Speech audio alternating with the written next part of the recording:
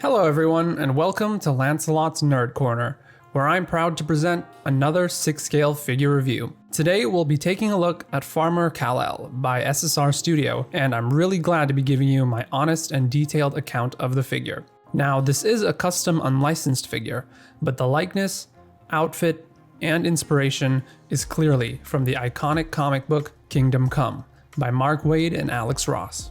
I do want to make something very clear though. This figure is not sold individually. It's actually part of the Kingdom Come Superman Deluxe Edition, which I believe is actually sold out now. So this video will serve more as a showcase, I suppose, to just talk about and show off a figure that I've come to really love. But before we begin, I do suggest clicking the link in the description to check out my Kingdom Come Superman review, if you haven't already, as I'll be referencing that figure in this video.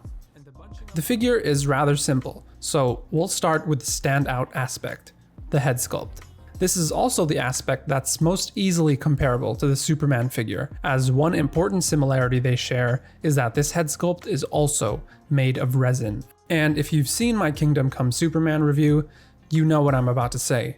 This resin head sculpt is very fragile.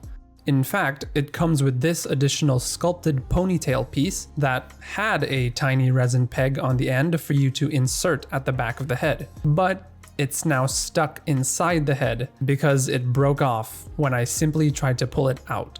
I'll probably try to super glue it on later, but for now, I'm going to do the rest of this video without the ponytail, as a clear warning that these head sculpts are very fragile. However, using resin does allow sculptors to achieve more detailed sculpts, and just like the Superman sculpt, this Farmer Kal-El looks fantastic. In fact, it's quite similar to the Superman one, but with a few distinct differences, the largest of which is that big bushy beard. It's sculpted with small clumps of hair strands all around to give a textured look that you can really see and feel. It's also painted slightly different shades of gray with subtle accents of white to capture that aged look. I did notice that SSR had to sculpt the back end of the jaw a bit larger compared to the Superman sculpt in order to accommodate that beard. This causes a slight issue of the corners of the beard colliding with the neck and making it a bit more difficult to swivel the head side to side. It's really not a big problem, though I do try tilting the neck up a bit to allow more room for the beard. For the hair on top of the head, instead of a curly wisp in the front, we have two bunched strands of rooted hair. They're both just glued to the front, and while it is rather obvious looking at it up close, it's much less noticeable from afar. It is actually quite natural looking too, and it's a welcome comic accurate touch. Although they are both a bit too long, so I'll definitely be trimming them. The hair on top is sculpted to look more straight and slicked back, just like long hair would look in real life when tied in a ponytail. You can really see the different layers of strands that they sculpted in, and it's painted on the tops and sides very similarly to the Superman sculpt, but with a slightly shinier finish. Lastly, the face itself and the expression on it is virtually the same as the Superman's, but it does seem to be painted a tad more tan. This does mean it matches the skin tone of the Fison body a little better, although it's still not quite the same color. There really isn't much to the figure's outfit: denim overalls and black boots over a Fison M35 body. But despite its simplicity, it is mostly comic accurate and just has a certain presence about it. All three components, the body, the overalls, and the boots, came packaged separately, so there was a bit of assembly required, albeit very short and straightforward. And there is some powder on the Fison body to make it easier, which I tried my best to dust and brush off. Once the overalls were over the body, I then just needed to hook these metal hooks onto the buttons on the front to secure it, and although the buttons actually popped out, I was thankfully able to pop them right back in. Once the overalls were on, I immediately noticed how excellent the tailoring is, and how it hangs off the body very well. Not too tight, but not too loose either. I'm not sure if they're made out of real denim, but they do feel great and durable, and for the price this fetches, I wouldn't be surprised if they were.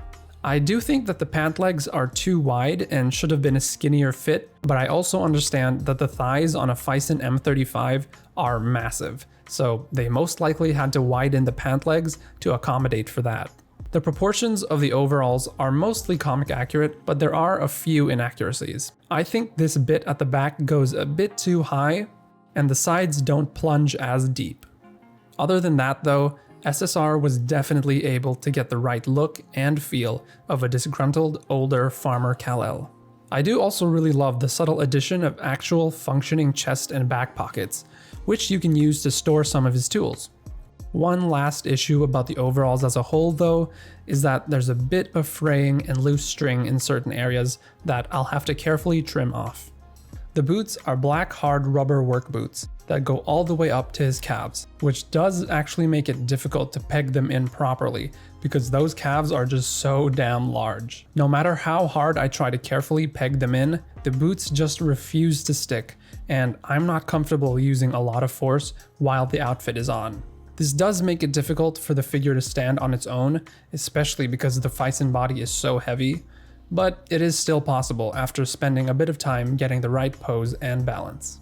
The boots themselves have nice sculpted details, like creases, a bit of stitching on the back, and the tread on the bottom. However, in the graphic novel, they're actually brown boots, and the pant legs are not cuffed like on this figure. Those may be small complaints, but I think it would have been nice to have those comic accurate details.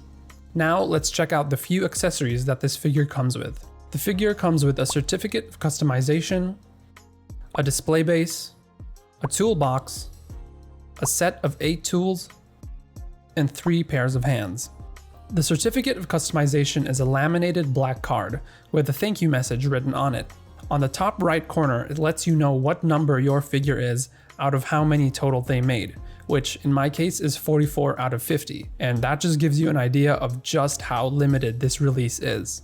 The display base is the exact same one that comes with the standard edition of this release, with the Kingdom Come Superman symbol against a blue gradient background. It has Superman on a plaque on the front, and uses a standard crotch grabber. By far, the coolest accessories, and probably my favorite thing about this figure, are the toolbox and set of tools. The entire toolbox is made of real wood, even this little bar on top, and you can really feel the texture of the sanded wood. It's painted a very deep brown and has a slightly shiny finish. It's also divided into 8 slots for each of the 8 tools: a screwdriver, hammer, ball peen hammer, handsaw, pipe wrench, adjustable wrench, scissors, which cannot be articulated, and pliers, which can be articulated. Every tool is made out of die cast, and you can really feel the weight of each. They're all sculpted very well with tiny details unique to each tool, and have red paint on the ends to look like the handles. And yes, you can insert each tool into a slot in the toolbox and have Kal carrying them, which completes the farmer look perfectly. Lastly, just like the Superman figure, the hands come in a fist, relaxed, and grabbing gesture, and are the standard soft rubbery hands that come with the M35 body. I usually finish reviews with articulation, but I won't be showing it for this figure because of how carefully I want to handle the figure's outfit. However, if you do still want to know what you can expect, I suggest checking out my review on the Kingdom Come Superman figure, as I show off the full articulation in that video. And in general, Fison bodies have great range of motion on every joint anyway, but Fison bodies are known to crack or rip if left in dynamic poses for a long time, and most infamously at the elbow joint. And since there's nothing covering those areas on this figure, it could look very unsightly if it happens. Overall, I think this is a simple yet effective representation of Farmer Kal-El as he was at the start of Kingdom Come, despite minor inaccuracies to the overalls and boots. There's just something about this figure that has a great look and presence to it, especially when posed with the Superman figure. The head sculpt looks fantastic, the toolbox and tools are honestly some of my favorite accessories from any figure I have. The tailoring of the outfit is near perfect, and if that's real denim on the overalls, that just makes it so much sweeter. But with all these great things, I have to admit, I can't say if it really justifies the price it was going for. In fact, I think even die-hard fans of the graphic novel like myself would be perfectly satisfied with just the Superman figure. But I can still say with 100% certainty that I'm happy with my little himbo daddy Kal-El. Thank you so much for watching. I hope you have a great day. If you found this review helpful, feel free to like and subscribe, and I will see you in the next video.